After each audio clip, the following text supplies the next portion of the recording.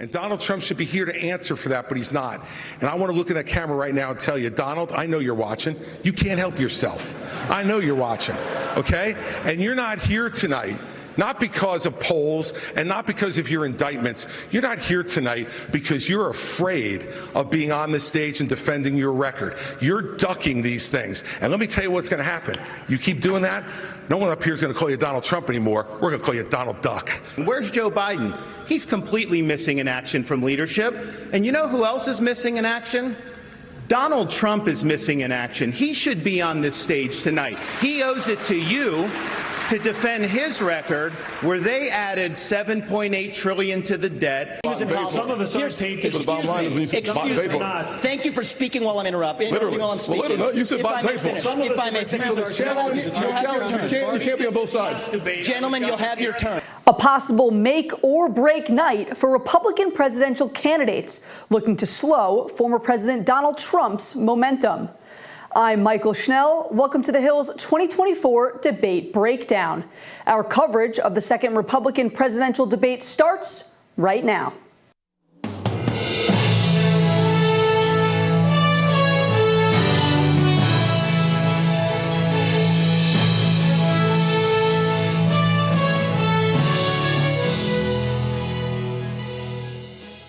Seven candidates hit the stage at the Ronald Reagan Presidential Library with a singular goal tonight: show the American people why they're better suited for the job than frontrunner Donald Trump. The debate was contentious and heated at times, but did anyone have a breakout performance? Let's dive right into the conversation. Joining us now is Democratic strategist and founding partner of Northern Starr Strategies, Mychael Starr Hopkins, and Sarah Chamberlain. She's the president and CEO of Republican Main Street Partnership and founder of the Women to Women Conversations Tour. Sarah, Mychael, thank you both for joining us. I'm excited to dive into it. As I said, there was a lot of heated conversation there. There was some talk about policy. We're going to get into all the specifics, but Sarah, I'll start with you. Who do you think won the debate tonight and why? I actually think Donald Trump won it. I mean, it's hard to touch him. Other than that, I think that Vivek did a very good job. I think that he showed that he is a front leader because everybody on the stage attacked him numerous times. So I think of this group, he will come out tomorrow as the winner of the debate. Mychael, who do you think won and why? So I actually think Nikki Haley had the best debate. She was consistent from the first debate, where I think she had a pretty good performance. And she's kind of playing the role that Chris Christie played in 2018, where he was kind of the assassin on stage. And he took people off to build up that strength. He just couldn't finish the job. I think here you're seeing Haley really look forward to the fight because Donald Trump is a fighter at the end of the day. And so going toe-to-toe with other candidates is only going to prepare her and make her stronger. So we talk about the winners from the debate, but of course, former President Trump is the front runner in this current Republican primary. He's topped every poll out there. So the key question is even if they won the debate tonight, is it enough to chip away at former President Trump's lead? And Sarah, I want to go to you. I know you said Trump was a winner. I mean, he was mentioned a ton of times in this debate, but you also mentioned Vivek Ramaswamy, who took a lot of incoming and he dished it back to some others. Do you think his performance was enough to chip away at Trump's lead and potentially see a bump in the polls in the weeks to come? I think it was enough to see a small bump, but I think what he's playing for is kind of the front leader if something happens to Trump with his criminal indictments. So I think this is a race for who's going to be second if Trump falls. I think he did a nice job. I think Vivek is the future of the Republican Party, whether it's this cycle or the cycle to come. And Mychael, you mentioned Nikki Haley as the winner. A lot of folks said that she came out the strongest after the first debate, and she did see a bump in the polls. But still, former President Trump is high up there. He has double-digit leads in a lot of these polls. Do you think that Nikki Haley will continue to rise, and do you think it'll get her within any distance of former President Trump? I think the big problem for Nikki Haley is Donald Trump actually won't go to trial until people have started voting. And so all these candidates kind of want to be the alternative. Well, people are going to have to make their choice before they get to the alternative. Nikki Haley is somebody I think Democrats should be wary of, but I think the person who Democrats are more wary of is actually Tim Scott, because he has a higher ceiling. And I want to go back to Vivek Ramaswamy quickly, because he even mentioned on the debate stage that he's one of the newer faces within the Republican Party. Right now, he's trying to earn the trust of voters, introduce himself. He took a lot of incoming, and he had a really interesting line right here that I think is going to get a lot of coverage post-debate. We're going to show that right now quickly. Be very clear about this. Transgenderism, especially in kids, is a mental health disorder. We have to acknowledge the truth of that for what it is. It is not compassionate to affirm a kid's confusion. That is not compassion, that is cruelty. I mean, what do you make of this? Sarah, we'll go to you. You mentioned Vivek at the top, but you say he's the future. This is something that, we see this conversation about wokeism, about transgenderism within the Republican Party. This seemed to take it up a notch. I'm curious how you think it'll play within the party. It did take it up a notch, but it's the polling shows that Republican Main Street Partnership is doing, especially with our women to women. They like his comment.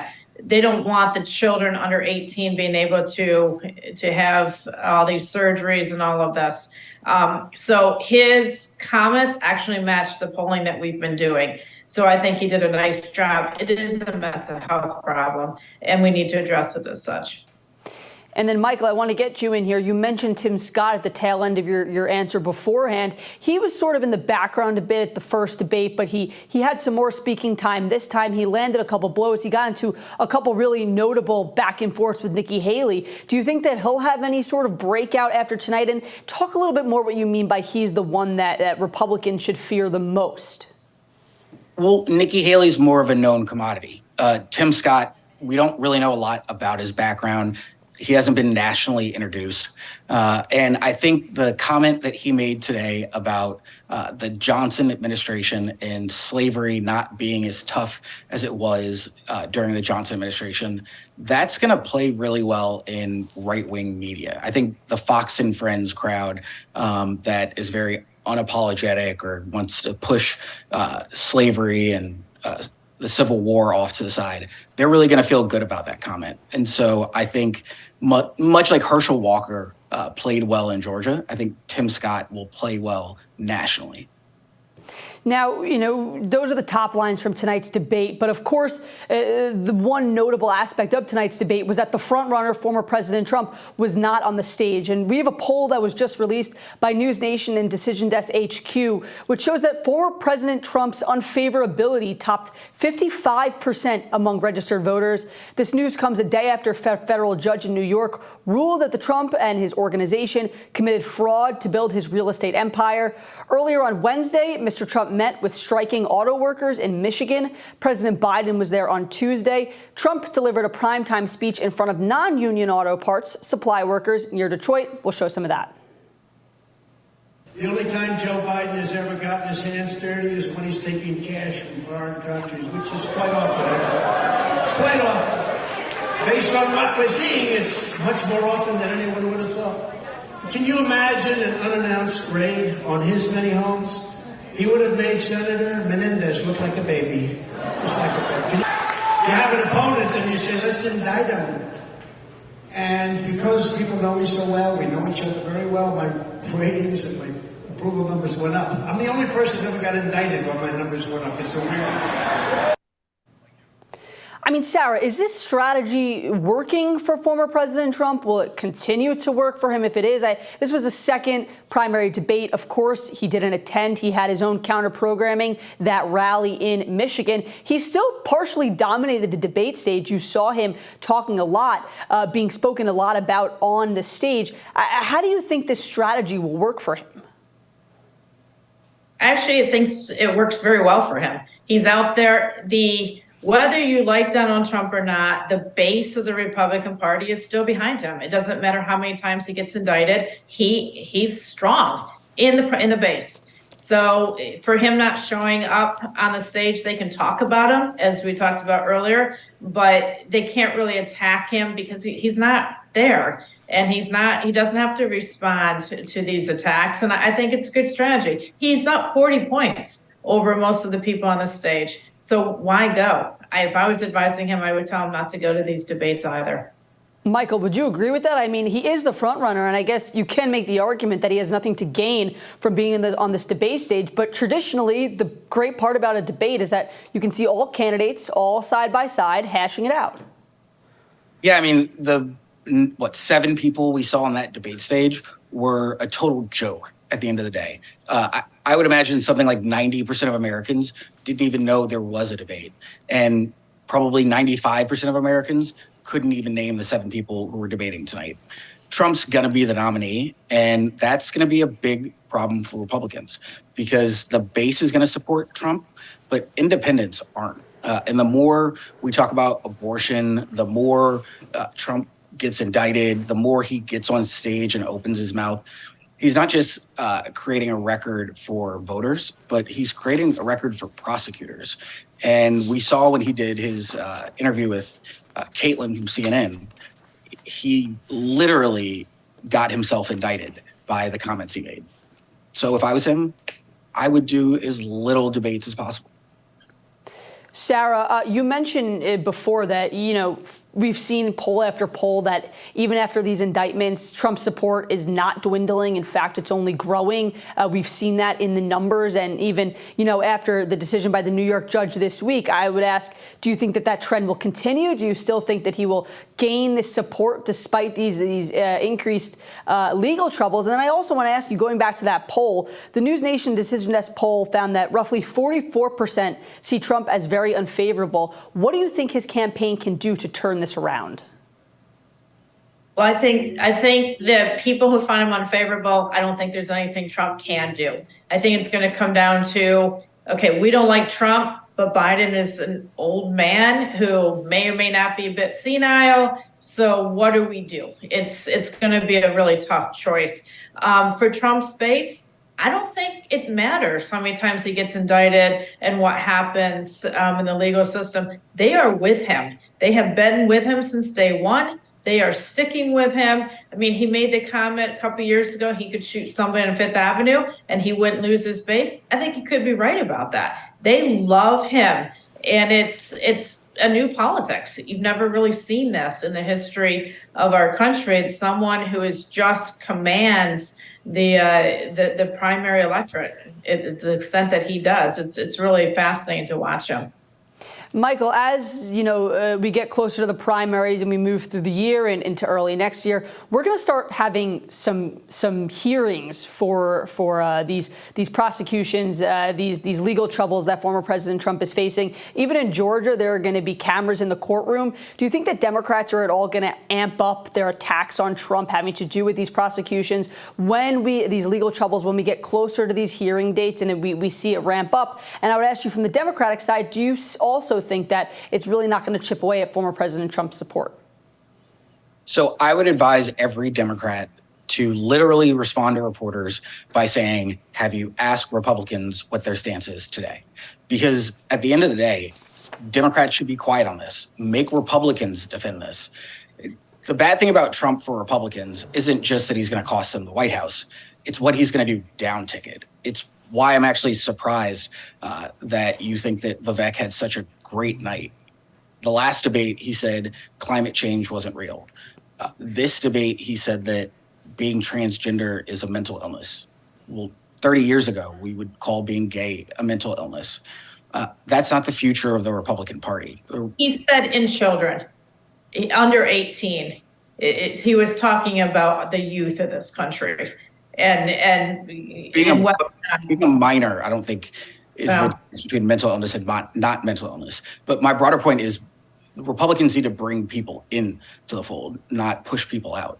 And Trump is not winning independents. He's not winning college-educated women anymore. I don't know how he is going to manage in a general election to pull all those voters back in. So, but what we're finding in ours is the women-to-women polling, they don't like either candidate. Like, we can talk about how bad Trump is and his indictments, but look what's going on with Biden's family. Look what's going on with the senator from New Jersey. I mean, neither side is free of very questionable activities. And I think that helps the Republicans, like, okay, what side do we go with here? And I think it's going to be a tough choice next year if it is Biden and if it is Trump. I mean, and if the senator from New Jersey is still there, the man should resign. The difference between Democrats and Republicans, Democrats have called on him to resign.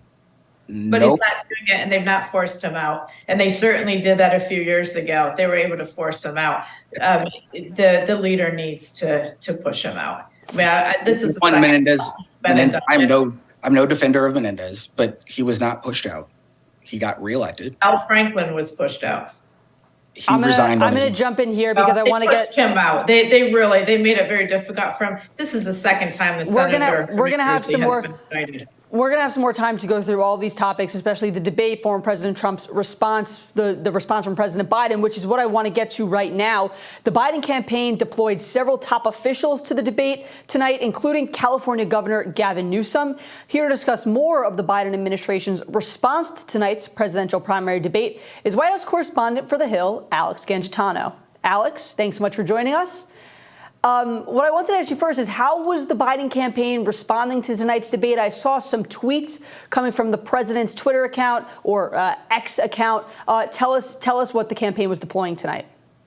Yeah, thanks for having me on, Mychael. So there was a lot of tweets and statements coming out of the Biden campaign pushing back on just generally what Republicans were saying and defending their own record. So first off, they were definitely very quick to push back on remarks about the economy and Republicans, saying that the economy didn't improve under President Biden. He's actually hurting Americans. And the Biden campaign did that by using this term Maganomics, which we saw them roll out as kind of a way to compare to Bidenomics, which is the president's economic agenda, and basically saying that under Maganomics, the working class families, middle class families are left behind, and there's tax cuts for the super rich and corporations, et cetera. We also saw a lot of them pushing back on immigration conversations during the debate, basically saying that Republican policies are cruel and inhumane. And crime, we saw them hit Biden on that. Meanwhile, the Biden campaign came back and said Republicans really have no plan on crime. This is all just lip service. An interesting one was on abortion, when Ron DeSantis came out and said this wasn't a losing issue for Republicans in 2022 in states like Florida. The Biden campaign came out and said, you know what, it was a losing issue for Republicans in 2024, and it's going to be one again in 2022, and it's going to be one again in 2024. So they were quick to the punch with a lot of these hot topics and just defending a lot of the president's record. So a strong rapid response is interesting, but sometimes it all comes down to the numbers. And we want to go over some recent poll numbers. An NBC News survey released this week ahead of the debate found that President Biden's disapproval reached a new high. 56% say they are unhappy with the job he's doing. Only 41% approve. So how do you think that the Biden campaign plans to course correct on this? I know that his poll numbers have been pretty low the past year and that the administration and the campaign has been brushing it off. But I mean, we're getting closer to those first caucuses when voters are going to be weighing in. How do they go about this? Yeah, their strategy has pretty much been consistent throughout these really poor polling numbers that the president has had, which is he's always made a comeback. Just watch him defy the odds once again. They revert back to in 2020 when nobody thought he would win the Democratic nomination, and here he is as president. That, of course, though, is kind of a stale argument when again and again he's seeing these poor polling numbers. Another argument that you hear from outside of the campaign, just talking to surrogates and allies on the ground, is that the American voters aren't understanding yet the real impacts of Biden policies, and that once those are pushed out, once people are seeing funding for bridges in their towns from the infrastructure law or lower health care prices from the Inflation Reduction Act, then people will really understand. Well, that's up to the campaign to try to make that very clear to people, what Biden policies have been able to do for individuals. And so they really have an uphill battle on trying to figure that out. And then a huge issue for the president in terms of his polling issue is, of course, his age.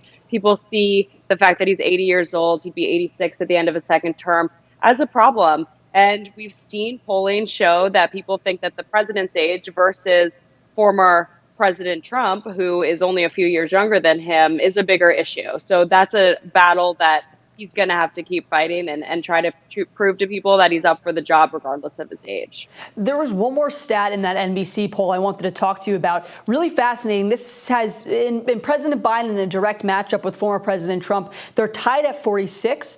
President Biden would have a 1 percentage point edge over Florida Governor Ron DeSantis. But this poll actually has Biden losing by 5 percentage points to Nikki Haley. Is the Biden campaign aware of, in these sort of polls, who could be his most formidable opponent and who poses the largest risk to him? Despite right now the GOP primary polls being so lopsided for former President Trump, it seems like the actual threat to the campaign is Nikki Haley. That's right. That's a really good question, Michael, because so much of what the Biden campaign appears to be focused on is fighting back against former President Trump. If you read these statements and looked at, the way that they were both in Michigan fighting for support from the auto workers during the strike, it looks like a rematch of 2020.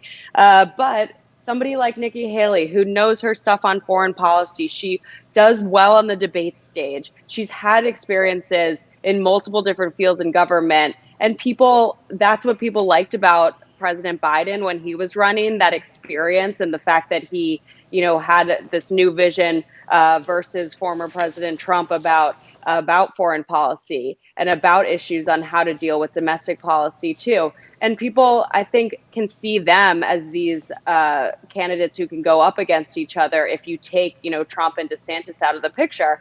But it's definitely interesting when I've talked to people about if Haley is considered as much of a threat as Trump is, just based on the fact that they really just talk about Trump. And it seems like the Biden campaign is not seeing her as that kind of threat. And they're just looking at, like you mentioned, the Republican candidates polling numbers among themselves and not the way that they poll against Biden. An interesting one is DeSantis, because the White House has pushed back on, policies in Florida that, of course, Ron DeSantis has spearheaded or signed a lot on these education standards in Florida. Not so much as pushing back on him as a candidate, because it's coming out of the White House, but pushing back on him as a governor. And we've seen a lot of that come directly from Vice President Harris going down to Florida and saying these education standards are wrong about how you teach slavery in the state and issues like that. So they have a bit of a focus on DeSantis, but I think Haley is the one that's been interesting to watch. A little lack of a focus on her, and if we'll see that creep up, especially after this last debate. It's really fascinating because, like you said, it seems like the Biden campaign feels like it's already in a 1v1 matchup against former President Trump. Democrats have made Ron DeSantis their boogeyman when you talk about those Florida policies. But it seems like Nikki Haley is the one that poses the largest threat right there. There's one more stat I wanted to mention, just mentioning the 41 approval again and the 56 disapproval. Really quickly, I want to just look ahead to tomorrow, something that could chip away at that approval rating potentially. Tomorrow up on Capitol Hill, we're going to see the first hearing in the impeachment inquiry into President Biden. I know this is something that you and I have both been covering for The Hill very closely. Again, really quickly, we're running out of time here. How does the Biden campaign and the White House at large plan on responding to tomorrow's hearing, and just in terms of the general impeachment response overall? Yeah, so since impeachment has been floated back, over the summer, the White House has been really defensive, coming out with memos and statements for the media. Actually, they called the media out, saying that you need to do more on pushing back on lies out of what they said were lies out of what Republicans are saying. So they've been really bullish on this. And I think we're going to see that even stepped up as these hearings go on, that they're going to come out and say these are baseless attacks. Here's what actually happened. Here's why these are false lies that Republicans are peddling. And a big thing that they keep saying is that there's no evidence here to go towards the Republican claims, and they're moving forward without evidence. So it's been definitely a lot of influx towards reporters on what the White House thinks about this, and I think we expect a lot more out of them. All right, Alex Gangitano, White House correspondent for The Hill. Thank you so much for joining us. Thanks, Michael. All right, back to the debate. Culture wars, personal values, what's being taught in schools. These hot-button issues were front and center on the debate stage tonight. A recent poll analyzed how voters feel about these issues heading into the 2024 presidential election. The Hill's editor-in-chief, Bob Cusack, has more. A recent poll by Georgetown University's Institute of Politics and Public Service finds that a majority, 7 in 10 voters, believe their personal values are under attack. When we look at the numbers along party lines, there certainly is a partisan divide. Republicans are much more likely to believe their personal values are under attack than Democrats or independents. Joining me now to dig deeper into these findings is Elleithee. He's the executive director of Georgetown University's Institute of Politics and Public Service. He's also the former chief spokesman of the Democratic National Committee during the Obama administration. Mo, welcome. Thanks for having me. Well, what were your takeaways from this? And let me just ask you, why do you do this type of poll? Yeah, we started tracking this back in 2019. And the poll is conducted by a bipartisan group of pollsters, Republican Ed Goaz, Democrat Celinda Lake. And the idea is to get a sense of how voters view the issue of polarization in our politics today. How bad do they think it is? Who do they blame? Is there a way out of it? And, we've seen that since 2019, some of these numbers have been remarkably static. People are very frustrated with the state of our politics. They're very frustrated with the amount of polarization, but they send mixed signals sometimes on how to get out of it. One of the things, as you pointed out in your opening, that really struck us in this poll is just how many people, 7 in 10 Americans, a majority of every partisan stripe, believe that their personal values are under attack. And it makes sense when you think that your personal values are under attack. You sort of get your back up. It ruffles your feathers and you become a little bit more combative.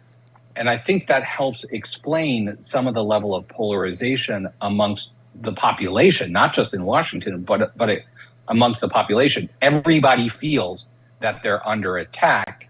And if you feel like you're under attack, you tend to have a villain, and that's playing out in our politics. Well, speaking under attack, you have some fascinating numbers on civil war in this country. What did you find there? We asked people to rate the level of political division in this country right now on a scale of 0 to 100, 0 being no division at all, 100 being edge of civil war. And in this most recent poll, the mean response was 73. That means a majority of the country believes we are nearly 3/4 of the way to civil war. It's one of the highest ratings we've seen since we started tracking. Maybe one of the few times we've seen it higher was when we tracked this in the middle of, or right after the 2021 insurrection, January 6th. That's remarkably pessimistic. We then asked people how they think it'll look a year from now, and the number ticks up even slightly higher, 73.6. So people are very pessimistic about the level of polarization in our country. Another topic I wanted to touch upon is education. And Mo, as you know, used to be, there are some topics that have been broadly bipartisan, whether that's transportation, certainly education. But in your poll findings, politicians trying to control what is being taught in school, 88% said yes. This is a bipartisan thing. I can see why both sides say this, but what's your take on this? That's such a high number. Yeah, we wanted to test. This is such a big issue out on the campaign trail right now. And so we wanted to ask people, how bad do you think the problem is of politicians inserting their personal or their ideology into what's being taught in the classrooms? And as you saw there, overwhelmingly, people believe that's near as close to universal as you can get in a poll these days. That means Democrats think it's a problem, Republicans think it's a problem. But what's really clear and concerning is that they both think it's the other party that's doing it. Democratic voters think that what you're seeing down in Florida with Ron DeSantis and the Don't Say Gay bill is an example of this. Republicans think that it's critical race theory that's being imposed by the left into our classrooms. So again, this is one of those things where everybody sees a problem. They just think the other side is responsible for it. Your poll also asked if woke culture is a serious problem. 56% agreed, 37% disagreed, 7% were unsure. Now, some people, obviously, some conservatives had trouble defining woke, which is generally speaking viewed as kind of liberal ideology. What was your take on these numbers? A little higher than I thought, maybe. Yeah, a little higher, but not as high as the other question about ideology in the schools. And when you drill down on that question about woke, you do see a pretty strong partisan divide, with Republicans believing it is a huge problem, Democrats believing it is not that big of a problem at all, and independents a little bit more split, though leaning towards agreeing it's a problem. So Republicans are getting a lot of traction, which would explain why you hear so much of it in the middle of the Republican primary, and Democrats are pushing back on it because Democratic voters just aren't there. But if you look at those two questions together, that one and the one about schools, you can see how Democrats are trying to flip the issue of wokeism on its head by saying it's actually the Republicans who are inserting themselves in, and not the left. You know, I like to be an optimist, but when you look at some of these poll numbers, this one and other polls, it's hard to be, because so many presidents in the past have promised to unite the country. Certainly, George W. Bush did it. Obama had very high ratings. It was 70%. I don't know if we'll ever see 70% approval rating for a president again. And then Trump, of course, and Biden. But we're still so polarized. I'm just trying to end this interview on an upbeat note. Where's the hope? What is the solution? Maybe not until after the next election in 2024, but do you think there's a time when people are going to say enough is enough with this polarization? Yeah, look, I think the key is for our political leaders to be out there talking about where our shared values are. And right now, the incentive structure is not there. And let me give you a couple more numbers to explain why. When you ask people to choose between a politician who consistently fights for my values, even if it means not finding a solution, versus a politician who is willing to work together to get things done, even if it means compromising on my values sometimes, the compromising politician wins by a margin of 2-1, 67 to 31%. But even then, it gets confusing because voters are confused to some extent what they want. When you ask them this question slightly differently, agree or disagree, compromise and common ground are noble goals we want our leaders to aspire to, 83% say they agree with that. Literally the next question. I am tired of leaders who compromise on my values. I want them to stand up and fight the other side. 82% say they agree with that. It's as if voters are saying, sure, I want common ground. Just come to where I'm standing and then we'll be on common ground. That's a tough line for political leaders to walk. But if they're out there making the case about our shared values, where we agree, even if we're going to disagree on policy, but talk from a values perspective about where we agree, then I think we can start to reconcile a little bit. We're always going to be polarized, but maybe we'll see some of the, maybe we can detoxify the air a little bit. Yeah, no, absolutely. Compromise is not a bad word, but it's treated as such all the time in politics, as you know. Mo, Elleithee, thank you so much for joining us. Very sharp analysis, as usual. Thanks for having me. Thank you so much, Bob. Foreign policy has continued to take center stage, both in this presidential election on Capitol Hill, but especially in this debate. Let's take a listen to some of the exchanges during the Fox Business Network's debate tonight when it comes to foreign policy. Fact that our national vital interest is in degrading the Russian military. The Chinese are paying for the Russian war in Ukraine. The Iranians are supplying more sophisticated weapons, and so are the North Koreans now as well. Joining me now to discuss how the candidates did on this topic is former Trump State Department spokesperson and founder of Polaris National Security, Morgan Ortagus. Morgan, thank you so much for being here with us tonight. Sure.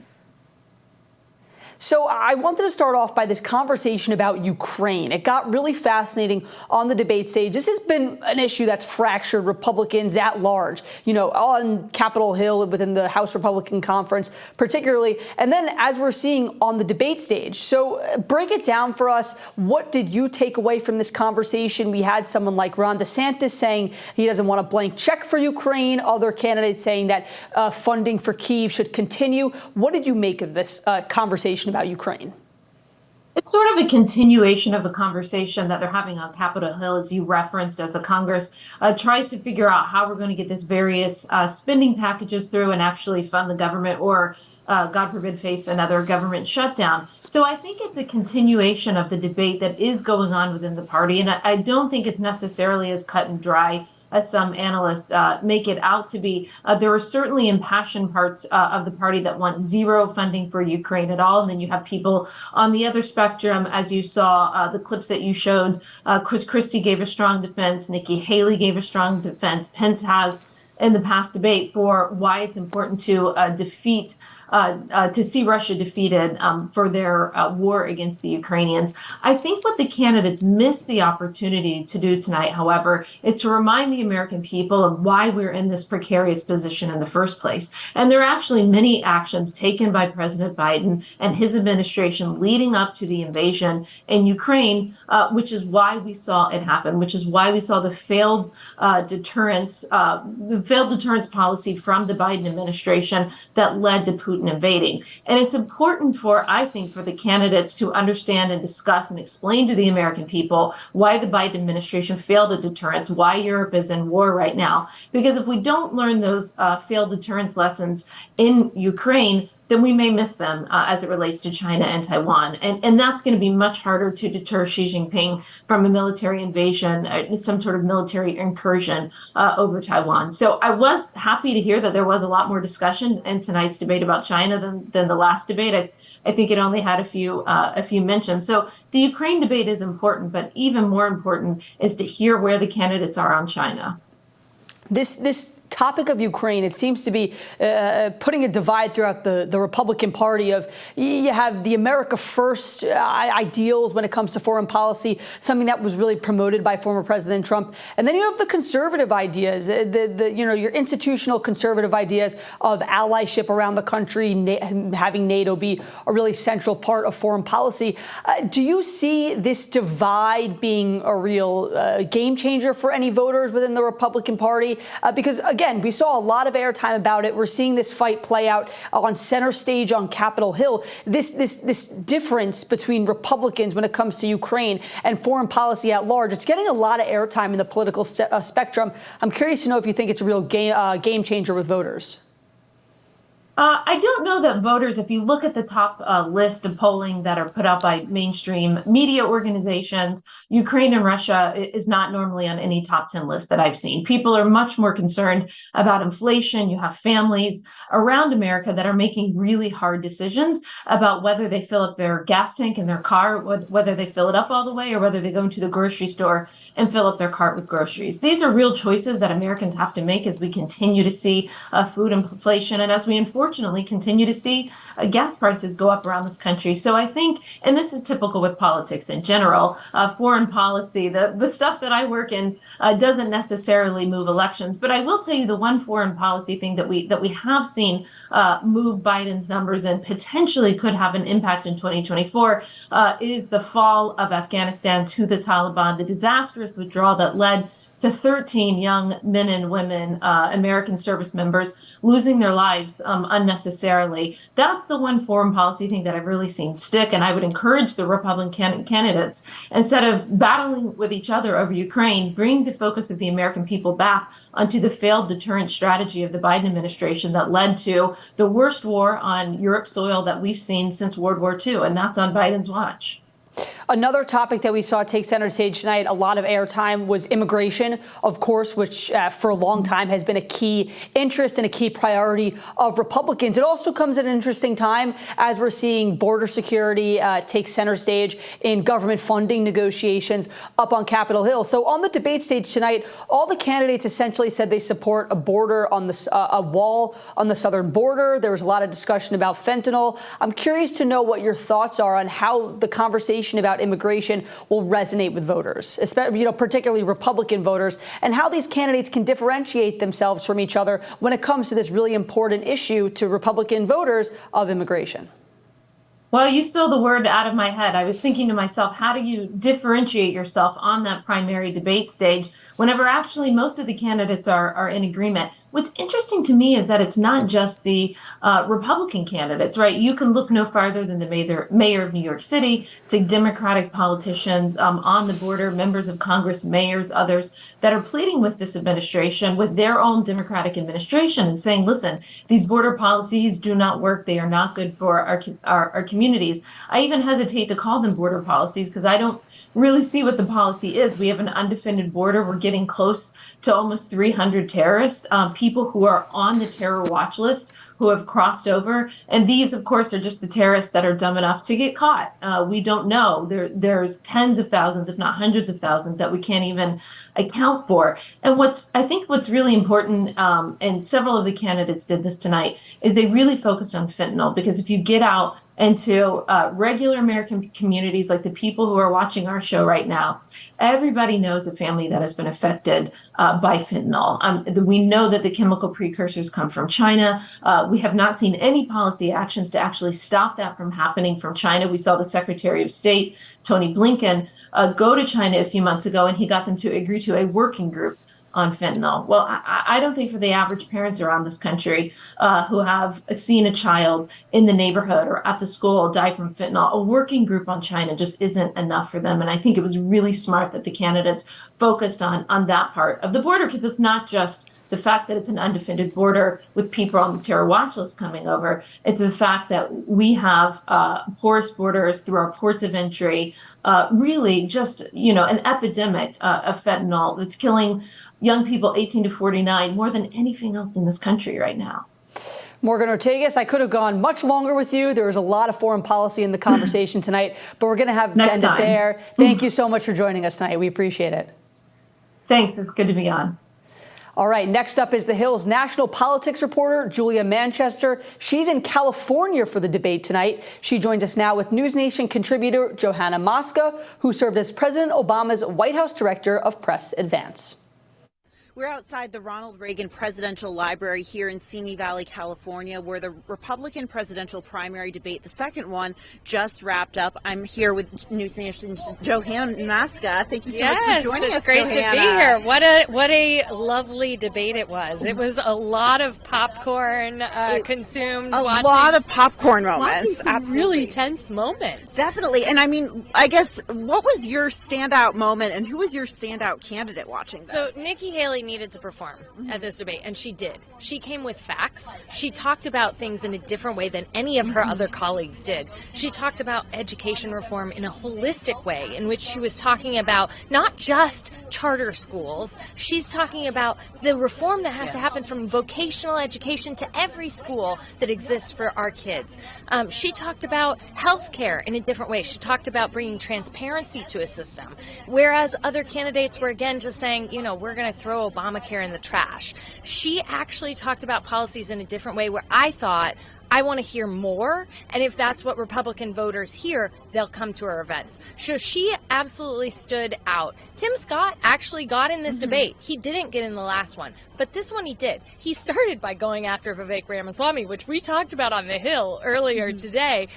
I said I thought that the candidates would still go after Vivek because he has no experience, and indeed I was right. They did. They went hard at him for all of the foreign investment that his companies have taken, and he has admitted, he had money from the Saudis, he's had money from all these entities that now he's talking about. So Tim Scott went after him because, of course, he had accused of the other candidates of being bought and paid for. Tim Scott was a small business owner before he was in the Senate. So I think he took offense to that, and he came out he came out strong. He also talked about, slavery in a different way, really being clear with GOP voters that there is no silver lining to slavery when this debate has been led by DeSantis. DeSantis did not have the night that he needed. There were a couple moments in which he tried to kind of tossle back and forth, but it was, a little weak, I think, both on policies and when he tried to come at different candidates. It was it wasn't perceived as like very substantive.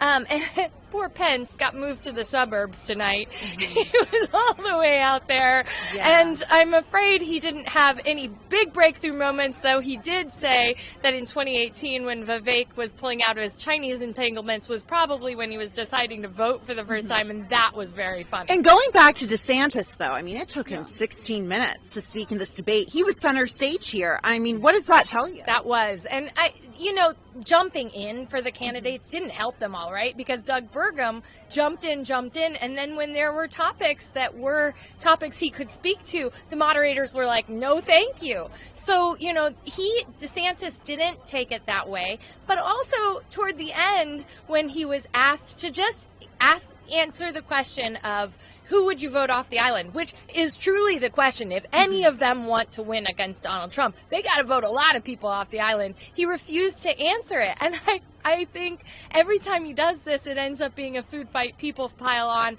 He's not standing out. And do you think Donald Trump, in a way, could have been seen as a winner of this debate? He's literally the elephant in the room, and he's also doing counter-programming tonight. He's the elephant in the room. But look, there is a voter out there that wants an alternative to Donald Trump in the Republican constituency. And you're starting to see one emerge. It's Nikki Haley. If you want a candidate who has come to 2 debates now and brought more substance than her other candidates, if you want to say who would Democrats be afraid of on that stage, it would be Nikki Haley. They would not be as afraid of Donald Trump. Donald Trump rehashed the same stuff in Michigan, now with a record in which actually he didn't bring jobs to Michigan. He lost plants in Michigan. So Democrats can run against that easy. Nikki Haley, if the one thing they've got against her is that she allowed the pre-measured and pre-bought curtains to go in to the UN headquarters, the U.S. UN residency, then that's kind of pulling for straws. Yeah, and final question, how much does this debate ultimately matter in the grand scheme of things? It does matter, and people underestimate these. The people that care, the people who are going to show up, they are watching. And so, for pundits to say Donald Trump has this in the bag just because of polls, people vote. People in states vote, and they still have the right to vote. Many people in many states. Now, the Republican Party is making it more difficult in some states, including making caucuses instead of primaries, and we'll find out in October how difficult they're going to make it for people to vote, but they haven't voted yet. And so if the Republican Party allows a fair contest, it is still anybody's game, and I think Nikki Haley had the performance that she needed to keep going. Yeah, and we're seeing her starting to rise in some of these early state primary polls, including New Hampshire. So, Johanna, thank you so much for all of your insight. Back to you guys in the studio. Thanks, Julia. And now back with me for some final thoughts, our Democratic strategist and founding partner of Northern Star Strategies, Mychael Starr Hopkins, and Sarah Chamberlain, president and CEO of Republican Main Street Partnership and founder of the Women to Women Conversations Tour. So, guys, you listened to all that. There was a lot to cover tonight. As I mentioned at the top, a lot of policy discussion, a lot of personal attacks. I want to know your parting thoughts. And, of course, the million-dollar question here. Did this debate tonight sway any voters? You heard Johanna right there say that these debates still matter, but at the end of the day, do you think that they swayed anyone? Sarah, it's your party. We'll go to you first. Unfortunately, I don't think they did sway anyone. I think that only a few people actually watch these. We are still with Trump. There's no question about that. Something big is going to happen to change that. I will agree, though, that Nikki Haley, she did have a good debate as well as Vivek, as I said earlier. But I don't know what's going to break the Trump stronghold. And these debates, I just don't think are going to do it. Mychael, you think any voters tonight switched their column from one candidate to another? So I actually don't think there's such a thing as an undecided voter anymore. I think either you're with Trump or you're not going to show up to the polls. I think either you're with Biden or you're just tuned out of this. Like, if you're going to vote, you know who you're going to vote for at this point. And so I think for Democrats and Republicans, this is going to be about turnout. How do you get your voters out? How do you keep them energized and active? And now, this was only the second GOP primary debate. There are more to come. From last debate to this debate, we saw the debate stage dwindle a little bit. Former Arkansas Governor Asa Hutchinson was not on stage tonight. As a final question to you both, do you think that we will see the debate stage shrink a little bit more before the next debate?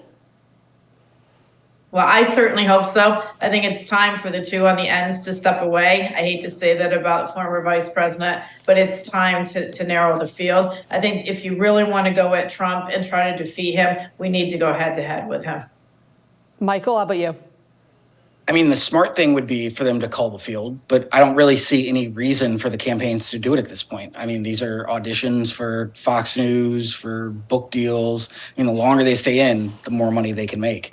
And so, if they really cared about democracy, then yeah, I think they'd get out. But I think it's a vanity campaign at this point. We saw with Pete Buttigieg and Amy Klobuchar on the Democrat side, they got out of the race to make sure that everyone got behind Biden so they could beat Trump.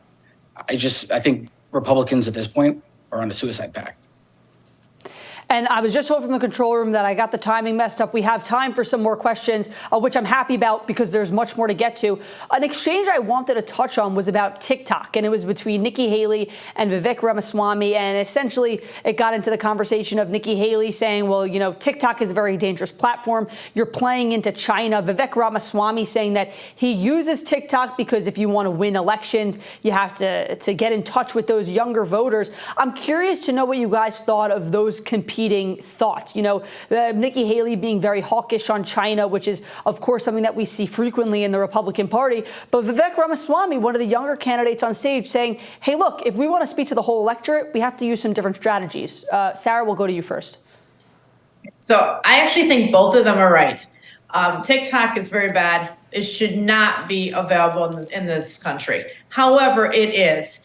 And as much as I hate it, my friends and our children are on TikTok. I mean, they don't even understand what the problem is. They love it. It is probably the go-to for everybody from 50 on down. So we as a country have not explained the problem with TikTok well enough to the American people. So in a way, Vivek is right. That's where you reach the majority of the people. Yeah, I mean, I thought that back and forth said more about Nikki Haley and her relationship to Vivek than it did about what they were actually talking about. I think there's a level of contempt there. I mean, she has spent her entire life, she's governor, she was a U.S. senator, then, went up to the UN. And you have Vivek, who, this guy in his 30s, who thinks he knows everything, that lectures everyone in the field. I just think there's this level of her being annoyed. And I will not pretend to speak for women, but I think that a lot of women understood the look on her face when she made the comment about being sick and tired of him.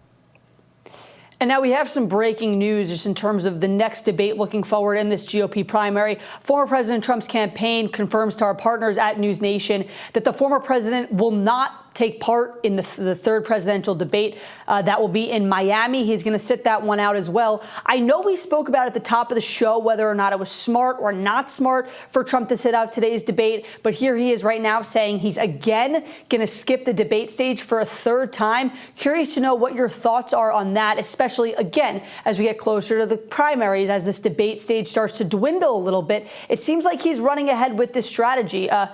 Sarah, I know at the top you said it's a smart way to do it. Do you think it is, even for the subsequent and subsequent debates to come? I still think it is. As I said earlier, he's up 40 points over most of the people on that stage. Now, if somebody catches fire after tonight and actually can start to really compete with him, then I think you're going to see a different former President Trump. But in the meantime, why? Why go on the stage and get attacked by all the other candidates? He's up 40 points. He can sit there, he can smile, he can watch it on TV. And Michael, I want to get to you quickly on this topic, and then we have to wrap it up. Right now, if the polls stay how they are, and if those are how the results are, we're going to be seeing another Biden versus Trump matchup for 2024. If President Trump continues on this trajectory, I guess it's within the realm of possibility that he doesn't debate President Biden for the general. Do you want to see if former President Trump is the GOP nominee, if President Biden, as expected, glides to the Democratic nomination? Do you want to see the two debate? Look, I think it's healthy in a democracy for both parties to put up candidates and debate each other in front of the American public. But Donald Trump has made a joke out of presidential debates. And honestly, it's become a source of misinformation. So I don't think we would miss anything by not having a debate. But I think it shows how broken the norms have become, that we're discussing whether or not we'll even have presidential debates. And I think that's something that the American public doesn't want to go back to. The chaos, the breaking of norms. I just think people are tired of it. And whether they like Joe Biden or don't like Joe Biden, they know that they don't want the Trump years back. All right, we'll have to leave the conversation there. Sarah, Michael, thank you guys so much for joining us tonight. There was a lot to unpack. We appreciate it. Thanks so much. And that'll do it tonight for us here at The Hill. Remember to like, share, and subscribe so you never miss any of our content. You can rewatch any of our interviews on thehill.com, YouTube, and anywhere you stream your news. And of course, don't forget to tune in to Rising starting at 11 a.m. Brianna Joy Gray and Amber Elleithee will have their reaction to tonight's debate. Thanks so much for joining us, and have a great night.